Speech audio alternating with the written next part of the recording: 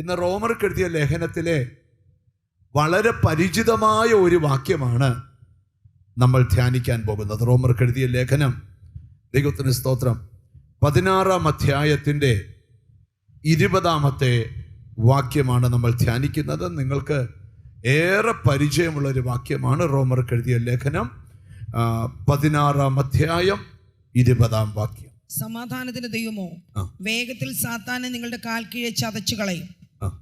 നമ്മുടെ കർത്താവായ യേശുക്രിസ്തുവിന്റെ കൃപ നിങ്ങളോടുകൂടെ ഇരിക്കുമാറാകട്ടെ. ധന്യനായ പൗലോസ്ലീഹ റോമിലെ വിശുദ്ധന്മാർക്ക് ലേഖനം എഴുതുമ്പോൾ പരിശുദ്ധാത്മ നിയോഗിതനായി പറയുന്ന ഒരാത്മീക ദൂതാണ് ഈ വാക്യത്തിനകത്തുനിന്ന് നിങ്ങളോട് ദൈവത്തിന് പറയാനുള്ളത്. ഒരു പ്രധാന കാര്യമാണ് ഈ വാക്യത്തിൽ നിന്ന് നിങ്ങളോട് പറയാനായിട്ട് ഞാൻ കർത്താവിൻ്റെ കൃപയിൽ ശരണപ്പെടുന്നത്. ഇതിനകത്ത് 3 ആശയങ്ങൾ അടങ്ങിയിരിപ്പുണ്ട്. ഒന്ന്, നമ്മുടെ ദൈവം സമാധാനത്തിൻ്റെ ദൈവമാണ്. രണ്ടാമത്തെ സന്ദേശം, ദൈവം നമുക്ക് വേണ്ടി വേഗത്തിൽ ചിലത് ചെയ്യാൻ പോകുന്നു. 3, സാത്താനെ നിന്റെ കാൽ കീഴിൽ എൻ്റെ ദൈവം ചതച്ച് കളയും. ഈ വചനത്തിൽ നിന്നുകൊണ്ടാണ് ഇന്ന് പരിശുദ്ധാത്മാവ് നിങ്ങളോട് സംസാരിക്കാൻ പോകുന്നത്. ഈ മനുഷ്യ ജീവിതത്തിലെ ഏറ്റവും വലിയൊരു പ്രശ്നമാണ് സമാധാനമില്ലാതിരിക്കുന്ന അനുഭവം. ദൈവമക്കളെന്ന് അഭിമാനിക്കുന്നവരുടെ ജീവിതത്തിൽ പോലും സമാധാനമില്ലാത്ത ധാരാളം അനുഭവങ്ങളുണ്ട്. ഇന്ന് ഈ വചനം തുടങ്ങുമ്പോൾ തന്നെ ഞാനൊരു എനിക്ക് കിട്ടിയൊരു ബോധ്യം നിങ്ങളോട് പറയാം. ചില വിഷയത്തിൽ വലിയ സമാധാനം നിങ്ങൾ അനുഭവിക്കാൻ പോകുകയാണ്.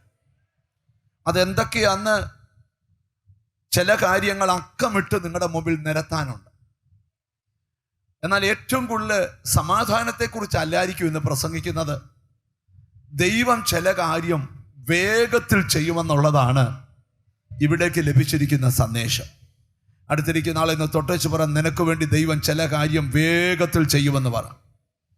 ലൈവിൽ കാണുന്നവരെന്ന് പറയുന്നതല്ല, ദൈവം ചില കാര്യങ്ങൾ വേഗത്തിൽ ചെയ്യാൻ പോവുക. ഹല്ലേലൂയ. നമുക്ക് ആ വചനത്തിലോട്ട് നമ്മുടെ ചിന്തകളെ നമുക്ക് കൊണ്ടുവരാം. നമ്മൾ ബൈബിൾ പഠിക്കുമ്പം നമ്മൾ തിരിച്ചറിയേണ്ട 3 കാര്യങ്ങൾ ഞാൻ ആദ്യം പറയാം. ഒന്ന്, നാം ദൈവിക സമാധാനം അനുഭവിച്ച് വേണം ജീവിക്കാൻ. ഒന്നുകൂടെ പറയാം, നാം ദൈവിക സമാധാനം അനുഭവിച്ച് വേണം ജീവിക്കാൻ. 2, നാം ദൈവിക സമാധാനം ഉണ്ടാക്കി വേണം ജീവിക്കാൻ.